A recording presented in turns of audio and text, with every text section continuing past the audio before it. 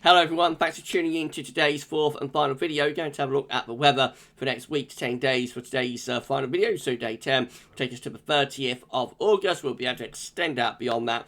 We extended GFS and ECM ensembles, very around a couple of weeks. Have a look at the CFS V2 for September at the end of the video, so I shall get on with that for you very shortly. Just to say that the first video release today was our 7 AM forecast, actually released at 6 AM today, playing around with the times that we release that video at the moment. And also, we did Jamie Friday, and we had a look at weather in detail for Bank Holiday weekend as well. Looking like it could be a bit of a classic. Do check out all of today's vids if you would like to do that. Please like, share, subscribe on videos. Thank you so much, everybody, for doing that. We are now past 11.8k subscribers, so got fewer than 200 to put on to get to 12k. So if you aren't yet subbed, please give us a sub and tell friends and family to subscribe as well. Thank you so much, all of you, for doing that. Right, I want to start off with this. This is from my good friend Connor. Connor Harper posted bits on the GavsWeatherVids Discord. It's a countdown clock to GavsWeatherVids winter updates. So can you believe this?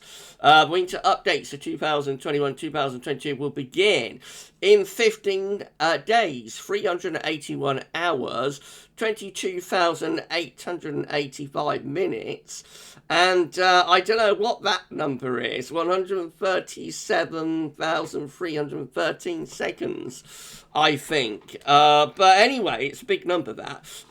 So anyway, yes, in a couple of weeks, the winter updates are beginning. So sit back and enjoy when they get going from Sunday the 5th of September. They're going to be in two parts again this year. So we did this last year, split into two parts. So we'll do part 1 on Sunday, part 2 on Monday. Part 2 will tend to be more focused on analogues. Part 1 will sort of look at things like sea surface temperature anomalies and when we get to it, Eurasian snow cover and all of that stuff for part 1 on the Sunday, and then part 2 will be like the analogue side of the update. So yeah, it's all going to kick off again in a couple of weeks, and then we'll have 3 months worth of winter updates. I hope you're all getting yourselves ready.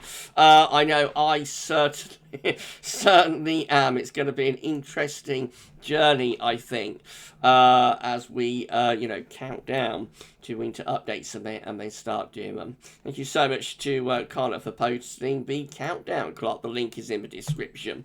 Right, so here we go then. In this situation in the tropics, we've got 2 tropical storms and a disturbance area. Let's deal with this disturbance area first of all. This yellow X just here is disturbance 1 with a 0% chance of cyclone formation in the next 48 hours and 20% chance in the next 5 days. So don't think you have to worry too much about that one at the moment. We've got Tropical Storm Grace here, moved from the Yucatan Peninsula into the Gulf of Mexico.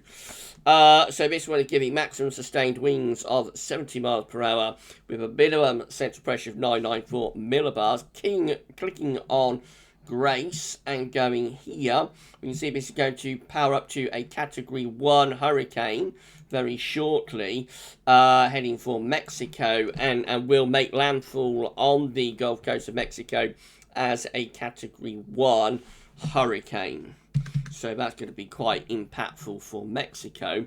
And then, of course, we've got Henri just here. Tropical Storm Henri is giving maximum sustained winds of 65 miles per hour with a minimum central pressure of 995 millibars, and Henri is moving west-northwest at 9 miles per hour.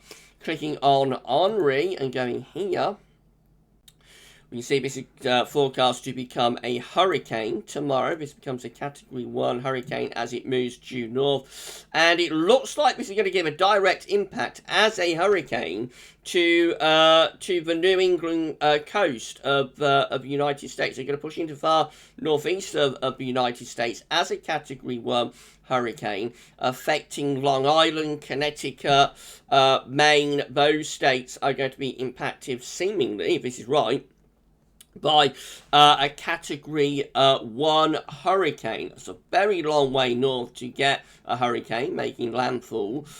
But that's what the forecast prediction is as it carries on further northwards, up towards the extreme northern coast, northeastern coast of America. Then it goes post-tropical. But certainly as it makes landfall, around the southern coast of New England, it does look as though this is going to be quite a significant impact. So they're saying with this that Henri is forecast to be near the northeast coast of the US on Sunday and Monday, and the risk of storm surge, wind and rain impacts in portions of the southern New England and eastern Long Island coast are increasing. Hurricane and storm surge watches are now in effect for portions of Long Island, Connecticut, Rhode Island and southeastern Massachusetts. Additional watches and warnings may be required later today.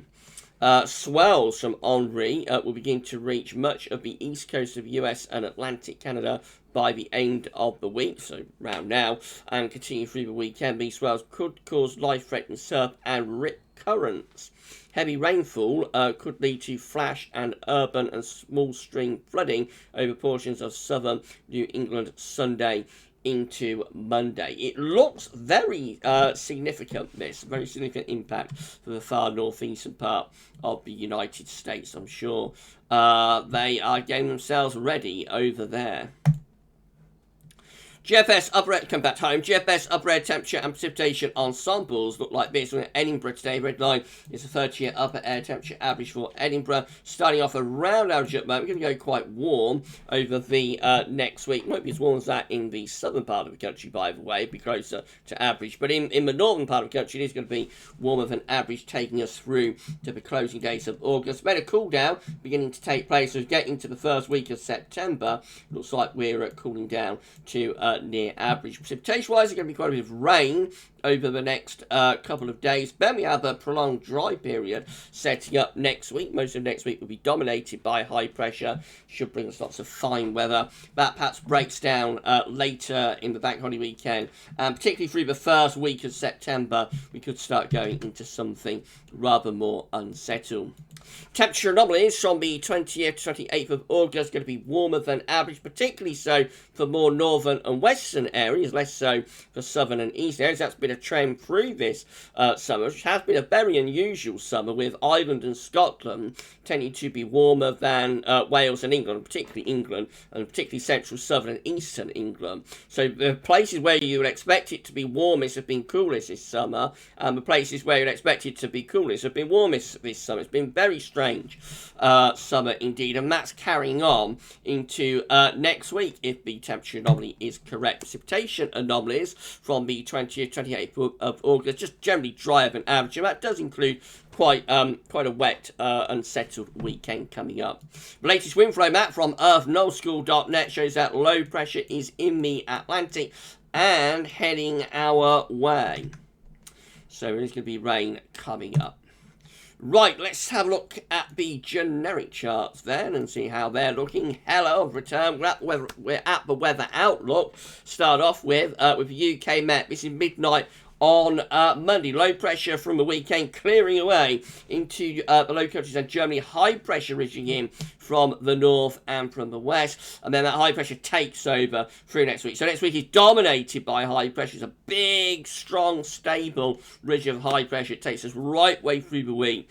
Going to be mostly dry and fine. We're always pulling in a little bit of the northeasterly wind into the east and the southeast. That's the reason temperatures aren't as warm there as they are further northwestwards. So the highest temperatures with this are like the Scotland, Ireland, northwestern England, probably North Wales, in temperature into the mid-20s Celsius. In the south and southeast, probably pegged back more towards the low to mid-20s Celsius as we bring the wind in from the northeast. It's not going to be a heat wave anywhere, but it is going to be a very, very pleasant spell of late summer weather. This is how the GFS midnight run was looking. Again, big ridge of high pressure through northern and western Europe, building through the early part of next week. High pressure right over top of the country, middle of next week. Mainly dry and fine conditions. That carries on into second half next week. The position of the ridge just pulls in something a little bit cooler into these eastern, southeast areas. Maybe a little bit more cloud coming in off the North Sea. But generally, high pressure keeps the weather set there, and the hottest or warmest temperatures are like in the north and the west. Over bank holiday weekend, the high pressure fest goes on, so that gives us a classic bank holiday weekend. This is up to day 10, which is bank holiday Monday, 30th of August.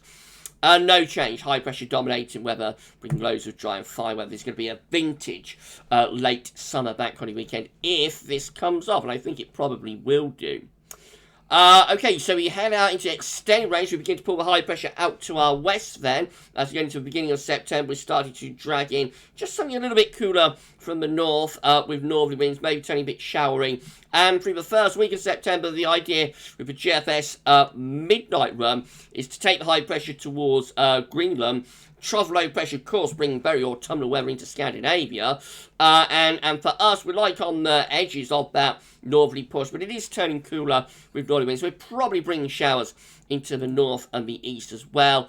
And going on further through the first week of September, northerly winds turning it quite cool and autumnal, probably a bit showery as well. And that's how it looks as we get to the end of a GFS midnight run, which today gets us to certainly the 5th of September. High pressures away to our northwest, low pressures over Scandinavia, still bringing quite cool and potentially rather showery northerly winds. So a taste of autumn through the first week of September with midnight run. This is the very latest for GFS 6Z. Again, high pressure building through the northwest country on Monday. Brings loads of dry and fine weather. That carries on Tuesday and Wednesday and Thursday and Friday. All days next week dominated by high pressure. It goes on into the bank holiday weekend as well. Absolutely vintage charts once again if you want a warm, dry bank holiday weekend. So up to day 10, we're high and dry, 30th of August. That high pressure is centred right over top of the country, bringing loads of dry and warm weather. Beyond that, in the extended range, actually we're pulling quite a bit of heat for the very start of September with this GFS run. So the high pressure begins to slip eastwards, and we pull in the wind from more of a southerly, southeasterly direction, where there is a fungy low developing over France. So it's kind of turning quite hot, actually, for the start of September, first day, but also potentially rather thundery. And it's not long beyond that before we get like a breakdown and low pressure starting to come in from off the Atlantic through the first week of September. Nowhere near as cool, though, with that as the midnight run was. No northerly winds. Actually, wind is sort of from a southerly direction, but it does turn increasingly unsettled, I think, with low pressure developing from the south and also from the west. And it could be rather thundery, actually, at the beginning of September with that one. Quite interesting. Right, this is our GM. So if you're enjoying the video, then please can smash the like button. Make sure you're subscribed to our channel. Thank you so much, everybody, for doing that. And drop a comment when you watch the video. Let us know what you think. Right, so GM for Monday. High pressure dominates across many parts of northern and western Europe. The high pressure is still there into the middle of next week. High and dry. Second half next week, high pressure just pulls out a little bit to our northwest, allowing winds to go into more of a northeasterly direction. So this is cooler, actually, for all areas. The highest temperatures are like west of Scotland and Ireland with this. But most areas actually are turning cooler through the second half next week with most east winds. So the devil is still in the detail a little bit with this high pressure. I think high pressure will dominate the weather next week and through the bank holiday weekend. But the exact position of the ridge will be critical. If we start bringing in more of an east-northeasterly, then it will dull things up and turn cloudier. And that will lower the temperature, of course. So this is how the GM looks by Saturday. It started bank holiday weekend. The high pressure has gone a long way north. It's much further north than the GFS has it at this point. So the centre around Iceland, almost like a northern blocking feature, not quite, but nearly. And we're bringing in like a long fetch east-northeast, and that would drag in quite a lot of cloud, I think, off the North Sea, and would certainly have a cooler feel, particularly for more southern and eastern areas. Lot of dry weather, though, it must be said. Up to day 10, the high pressure dominates the weather still. Winds remaining from a northeasterly direction. So again, it's probably a little bit cool for bank holiday Monday in the east, but mostly dry. And, lots and lots of useful weather for getting out and about and enjoying the bank holiday weekend. Certainly no washout. And then this is how the ECM is looking. So again, on Monday, high pressure is ridging in. That high pressure taking over across the country through Tuesday and Wednesday. Loads of dry, fine and very warm weather for the northwest anyway. It's always a little bit cooler in the south and southeast as we bring in the wind from off the North Sea around the high pressure.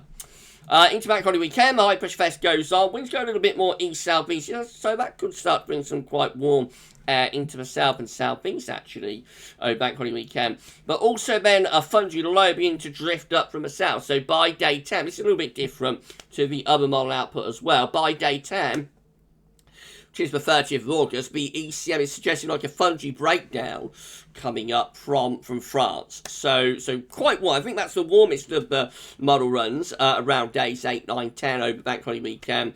But also perhaps the most unsettled by bank holiday Monday. Certainly for the south suggests that there could be thunderstorms pushing up from France. It is different though to what the GFS and the GM are doing. Right, this is a big precipitation type forecast, or the precipitation forecast based on that ECM run from meteo.com. It will be precipitation type when we get into the winter, and we're thinking about snow, sleet and rain and whatnot. For now, of course, it's just a precipitation forecast. So, quite an unsettled spell coming up the next day or so. Heavy rain coming in off the Atlantic, showers or longer spells of rain tomorrow. Could be some thunder in places as well. Rumbling on in east areas anyway into Sunday before getting out of the way. Next week we turn mostly dry.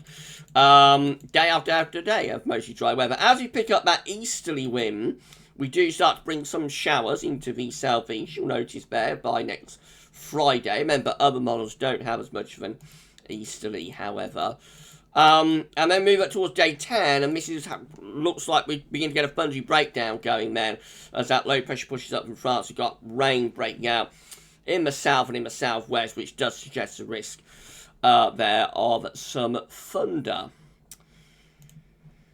Right, so let's put webcam off and we'll have a look at the options on the table within the ECM ensembles today for day 10, which will get us to the 30th of August. So 19 from the Icelandic Met Office. 19 members of the ECM ensembles have high pressure to our north, and lower pressure is threatening from the south. A bit of a fungi breakdown by day 10. That does include the control and the operational run. 11 with high pressure a bit further northwestwards, lower pressure to our south and east, and so it's a little bit cooler about winds more northeasterly. And for the south and east, actually a little bit more showery as well. 9 with high pressure again, somewhere between Scotland and Iceland. Winds coming around the high pressure like that, so rather easterly, could be a bit showery in the south. 8 with high pressure to our west, and so this is going to be mostly dry, but probably bring in a bit of a northwesterly flow. And then 4, sort of with a shallow trough through the west of Europe. That could be a little bit showery. In 2 weeks' time, these are the options that we've got. This will get us to the 4th of September. 14 members of the ECM ensembles then have high pressure to our west and northwest. Probably some lower pressure developing around there. Winds could be a little bit westerly with that. 11 with high pressure to the north country around Iceland. Winds in from the east. There could be some lower pressure around here perhaps. 10 have high pressure more or less over the top of the country. 9 with high pressure in the middle of the Atlantic up towards Iceland and Greenland, and a trough of low pressure over Scandinavia. That's the coolest option. Winds in from the north. That's kind of like what the GFS midnight run is doing for the first week of September, but only 9 ECM ensemble members doing that. And then 7 have high pressure, long way from us to our northwest, but also to the southwest as well. Lower pressure coming off the Atlantic. That's a bit unsettled with westerly winds. So perhaps a little bit more anticyclonic with some of those options today for the first week of September. We shall see how all that plays out. Finally, this is how September itself is looking with the CFS V2 monthly today. So this would be 700 millibar height anomaly from the CFS monthly. So below average heights to our north, and if we come over here to our northeast over Scandinavia, above average heights towards Greenland and back towards Canada. Winds on a northwest southeast trajectory.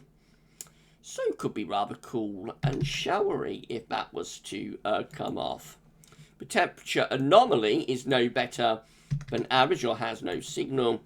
There's not much of a signal for precipitation either, but I think based on the 700 millibar height anomaly, we could probably expect like a northwest-southeast alignment to jet stream, and it could be a little bit on the showery mix side, particularly so for Scandinavia, early autumn. With that, for Scandinavia, by the way, we do have a lot of people watching from Darth Vader, including my good friend Darth Vader. So yeah, you know, that could be rather autumnal, very autumnal for Scandinavia. For us, not that unsettled, but it could be a bit showery and probably a little bit on the cool side as well. JMA Friday today is suggesting quite a wet and cool first half to September, interestingly, and a little bit unusually so. Right, that's it for today's video. So if you've enjoyed the video, then please can you like, make sure to subscribe to our channel. You'll be able to see future weather content if you do that. Thank you so much, everyone. Tell friends and family to subscribe and get us to 12k subscribers as quickly as we possibly can. And drop a comment. Let us know what you think about this and all of our videos. Thank you so much for doing this for GavsWeatherVids. Right, so we're done with today's vid. No live stream tonight, but the Friday Night Lives return 1 week today. By the way, just a week to go before we're live streaming again on a Friday night. But tonight, no stream, of course. There's no stream on Sunday either this week. Me and Mrs. P are going to have a meals this Sunday out. So no Sunday live stream either. But we have got content coming up, of course, over the weekend. Tomorrow we'll have the 6 or 7 a.m. forecast. We will also have weekend forecasts, as well as on Saturday. Have a look at the ECM extended for the next 6 weeks and a 10 to 14 dayer. And then on Sunday, again, it all kicks off with the 7 a.m. forecast. We will also have the final autumn update. That's the 10th and last update for autumn 2021. And the penultimate GavsWeatherVids Sunday roundup will be coming up for you on Sunday as well. And I say no Sunday live stream this week. I'm going to have the evening off. But anyway, that's it for today's video. Enjoy the rest of your Friday, and we shall see you tomorrow with all of tomorrow's videos. But for this one, that's all for now, and thanks for watching.